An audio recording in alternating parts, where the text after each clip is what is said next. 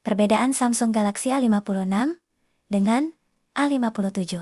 Saya ngerasa kalau Samsung nyantai banget di Galaxy A57 ini. Upgrade-nya emang ada, dia jelas lebih bagus dari Galaxy A5 yang lain.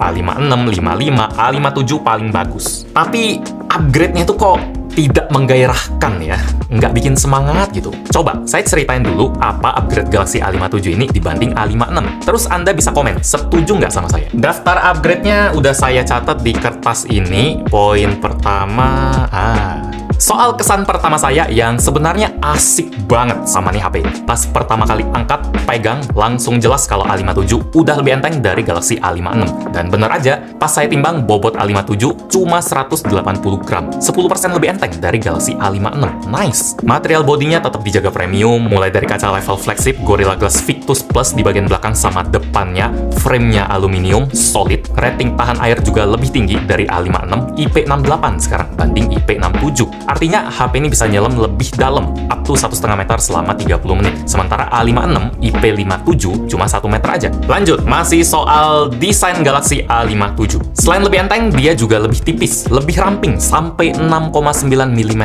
aja. Itu lebih tipis setengah mili dari A56. Kedengeran kecil ya, setengah mili loh. 1 mili aja udah gimana gitu, ini setengah mili doang. Kalau kita bandingin pakai visual begini pun, bedanya juga nggak terlalu wow, kayak nggak ngaruh. Tapi kalau udah dipegang, combo body yang lebih tipis sama bobot yang lebih enteng tadi bikin feel megang A57 ini jauh lebih nyaman dari A56. Cobain deh, upgrade yang bikin tangan lebih happy. Sama upgrade-nya bikin mata happy juga, karena akhirnya Samsung Galaxy A5 series punya bezel yang tipis. Yes.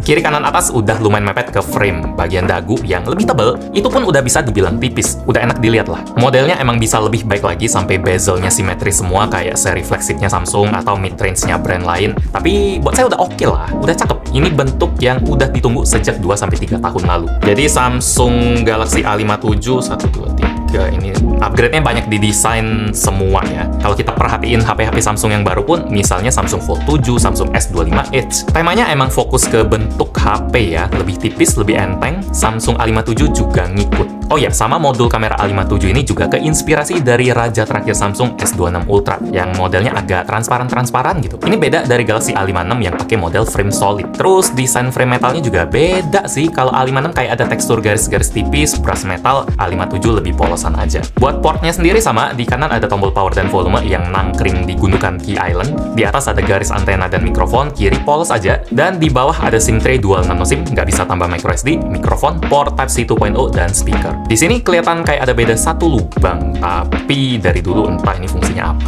Speakernya tetap stereo yang suaranya enak, volumenya kenceng, detail oke, bass juga lumayan berasa, gyro hardware ada, NFC ada, belum support wireless charging. Bluetooth-nya udah tipe 6, itu versi yang lebih akurat, latency lebih rendah dari 5.3 yang di A56, dan lebih efisien daya juga. Wi-Fi juga udah pakai tipe 6E, udah support frekuensi 6 GHz.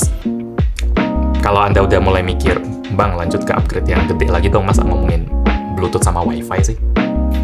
Itu yang bikin saya kurang bergairah ya, yang bikin saya ngerasa kalau Galaxy A57 ini nyantai banget. Misalnya dari prosesor, dia pakai Exynos 1680 yang kedengarannya upgrade, beda satu generasi dari Exynos 1580, 16 versus 15. Tapi kalau kita lihat komposisi core-nya, sebenarnya dia cuma tukeran komposisi satu performance core dan efisiensi core aja gantian. Ibarat Exynos 1580 di A56 tahun lalu, itu punya komposisi satu tronton, 3 pickup, dan 4 motor bak. Nah, kalau Exynos 1680 di A57, dia punya satu tronton, 4 pickup, dan 3 motor bak yang jenisnya sama.